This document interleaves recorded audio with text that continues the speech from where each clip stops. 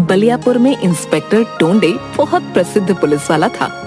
उसे सब लोग बहुत अच्छी तरह से जानते थे। इसलिए नहीं कि वो बहुत बहादुर और ईमानदार था, बल्कि इसलिए क्योंकि वो बहुत बेईमान और घमंडी था।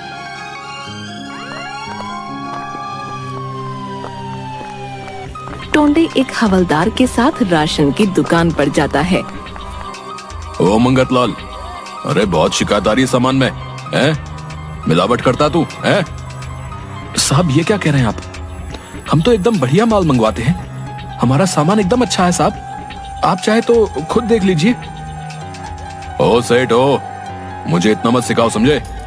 तेरे को पकड़कर जेल में भेज दूंगा। राशन में मिलावट करता है और मुझे सिखाता है। नाम भूल गए क्या हमारा? इंस्पेक्टर टोंडे, समझे? इंस्पेक्टर टोंडे। पर सर जी दया करिए, आप जो बोलेंगे वो मैं करूंगा। देख, अगर तू जेल गया तो तुम्हारा बहुत खर्चा होगा। वो मुझे दे दे, मैं तुझे छोड़ दूंगा, वरना जेल जाएगा तू। हम कर भी क्या सकते हैं? इस राक्षस का तो अब हर महीने का यही हो गया है। मंगतलाल टोंडे को पैसा दे देता है।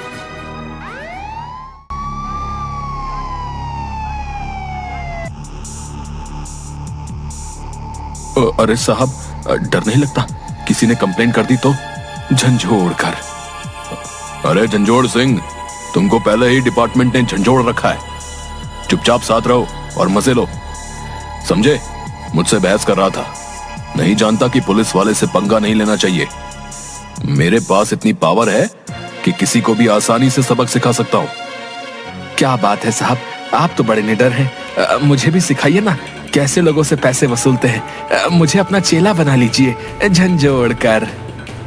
तू अभी नया नया पुलिस में भर्ती हुआ है ना, मेरे साथ रहते रहते सब सीख जाएगा तू।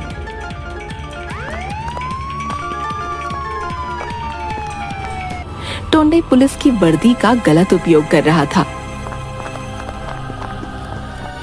समोसे की दुकान पर। अरे मंगलू, चाय समोसा दे, चाय एकदम कड़क बनाना। अरे मालिक, आइए आइए आइए आइए। गुड्डू, साहब के लिए 2 प्लेट समोसा लगाओ, गर्मा गर्म, और साथ में चाय।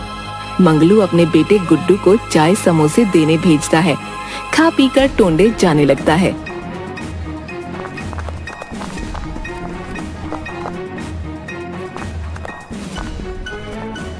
साहब, आप पैसा देना भूल गए। क्या बोला? मुझसे पैसा लेगा तू, हैं? पैसा चाहिए तुझे? मंगलू दौड़ता दौड़ता आता है। अरे साहब माफ कीजिए, इसको नहीं पता कि आप कितने बड़े साहब हैं पुलिस के। छोटा बच्चा है, माफ कर दीजिए। समझा के रख इसको, नहीं तो। हाँ हाँ साहब, हाँ मैं इसको समझा दूंगा। साहब के सामने झुककर ही रहना पड़ेगा। ठीक कहा ना साहब मैंने, झंझोड़ कर। और नहीं तो क्या, बड़ा आया मुझसे पैसे लेने वाला, सारा मूड खराब कर दिया। टोंडे सबके साथ ऐसा ही व्यवहार करता।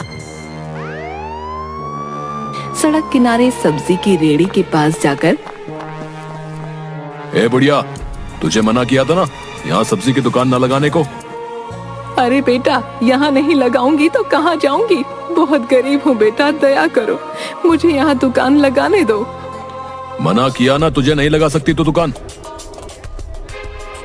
पर साहब, यहाँ पर सब्जी की रेहड़ी लगाने में कोई दिक्कत नहीं है, फिर आप इसे मना क्यों कर रहे हैं? झंझोड़ कर। डराना पड़ता है इन लोगों को, तब जाकर झुकते हैं ये। बेटा, मैं बहुत गरीब हूँ, किसी तरह अपना पेट पालती हूँ, दया करो, बहुत दुआएं दूंगी तुम्हें।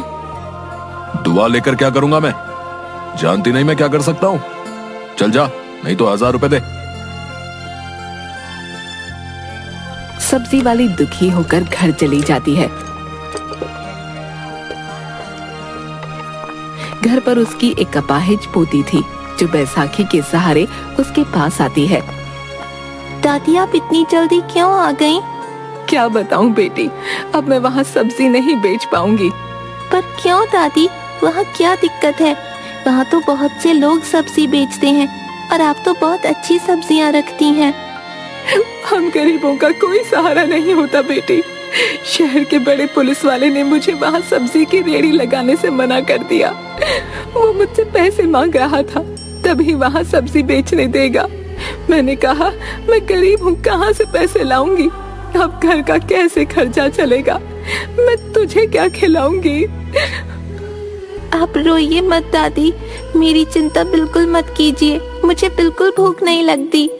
चलिए दादी, हम पुलिस अंकल को बोलते हैं, वो हमारी बात जरूर मान जाएंगे। नहीं मेरी बच्ची, वो नहीं मानेगा।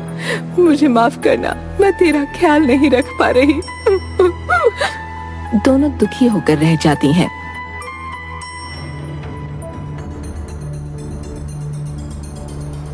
उसी शहर में केशव नाम का एक गरीब ऑटो चलाने वाला रहता था। एक दिन टोंडे गश्त लगा रहा था, तभी वहां केशव अपने ऑटो से गुजर रहा था। टोंडे उसे रोक लेता है और चालान मांगता है। हाँ भाई, गाड़ी के पेपर दिखा। साहब मेरे पास सब पेपर हैं, आप देख लीजिए। हाँ तो क्या, 1000 रुपए दे, तेरा चालान कटा है। 1000 रुपए किस बात के साहब? मेरे तो सारे कागज सही हैं। हाँ हाँ, इसके सारे पेपर सही हैं, झंझोड़ कर। तुम चुप रहो। जो बोल रहा हूँ वो कर, वरना तेरी गाड़ी जब्त कर लूंगा। पर ये गलत है साहब, मैं क्यों दूं आपको पैसे? पैसे मैं नहीं दूंगा, ये आप लोग गलत कर रहे हो।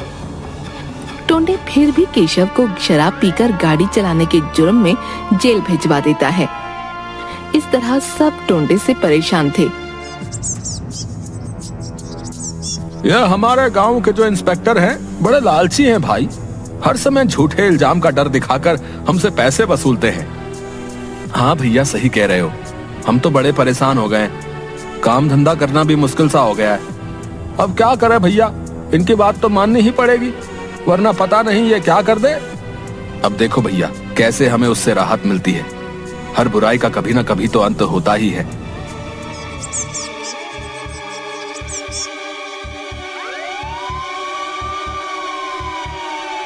सच ही कहा गया है, हर बुराई का अंत जरूर होता है।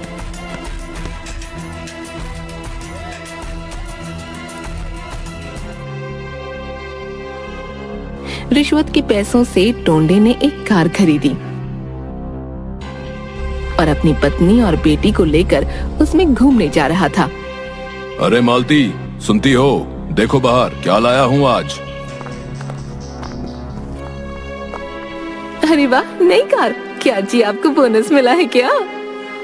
अरे मेरी लाडो, इंस्पेक्टर टोंडे अगर चाहे तो हर रोज बोनस ले सकता है। तुम आम खाओ, गुठलियां क्यों गिन रही हो?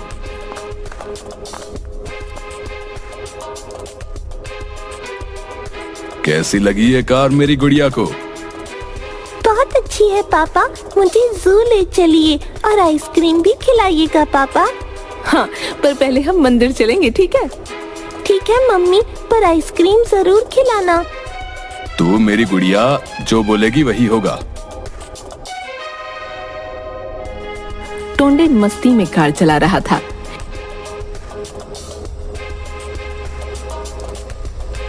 अचानक सामने से ट्रक आता है जिसका ड्राइवर नशे में था, बहुत तेज गाड़ी चला रहा था। ला ला ला ला ला, आज मौसम है सुहाना, दारू पीने का है बहाना, ला ला ला ला ला। टोंडे की गाड़ी का संतुलन बिगड़ जाता है, वो एक पेड़ से टकरा जाती है। उसकी बेटी को ज्यादा चोट लग जाती है। तभी वहाँ केशव अपना रिक्शा लेकर गुजर रहा था। साहब बाहर आ जाइए, मेरा हाथ पकड़ के। टोंडे किसी तरह बड़ी मुश्किल से बाहर निकलता है। साहब अंदर और भी लोग हैं। मेरी गुड़िया अंदर ही है, मेरी पत्नी भी। हाँ साहब मैं अभी निकालता हूँ, आप फिक्र मत करिए। बड़ी मुश्किल से वो सबको बाहर निकालता है और अपने रिक्शा में बिठाकर अस्पताल ले जाता है। अभी आपकी पत्नी ठीक है। आपकी बेटी को खून की जरूरत है, जल्दी इंतजाम कीजिए। मैं कोशिश करता हूँ, आप मेरी बेटी का इलाज अच्छे से कीजिए। इस वक्त तक केशव ने ये बात सबको बता दी थी और सब हॉस्पिटल में आ गए थे। साहब आप चिंता मत कीजिए, मैं बिटिया रानी को खून दूंगा। आप सब लोग कितने अच्छे हैं, आप लोगों का बहुत शुक्रिया। मैंने आप लोगों के साथ बहुत गलत बर्ताव किया, फिर भी आप लोग मेरी मदद के लिए यहाँ खड़े हैं। आप चिंता मत कीजिए साहब, बिटिया रानी बिल्कुल ठीक हो जाएंगी बहुत जल्दी। माँ, आपको तो मैंने बहुत दुख दिया है, फिर भी आप मुझे दुआ दे रही हैं। आप सब लोग मुझे माफ कर दीजिए। आप लोगों ने मेरी आंखें खोल दी। अब मैं कभी कोई गलत काम नहीं करूंगा और अपनी वर्दी का हमेशा सही इस्तेमाल करूंगा। आप सबकी वजह से मेरी गुड़िया और हम लोग बच पाए। आप लोगों का बहुत बहुत धन्यवाद। साहब अच्छा हुआ आप वक्त रहते सुधर गए। अगर गलती से मैं आपका सीनियर बन जाता तो आपको मैं ही सुधारता, झंझोड़ कर। कुछ ज्यादा नहीं बोल रहे हो झंझोड़ सिंह? अभी सीनियर मैं ही हूँ। वो गलती से जुबान फिसल गई साहब, झंझोड़ कर। और सब हंसने लगते हैं। कुछ दिनों बाद टोंडे की बेटी भी ठीक हो जाती है। इसीलिए कहा गया है कि इंसान को हमेशा अच्छे काम करने चाहिए, क्योंकि ईश्वर उनके हर कर्मों का हिसाब लेता है।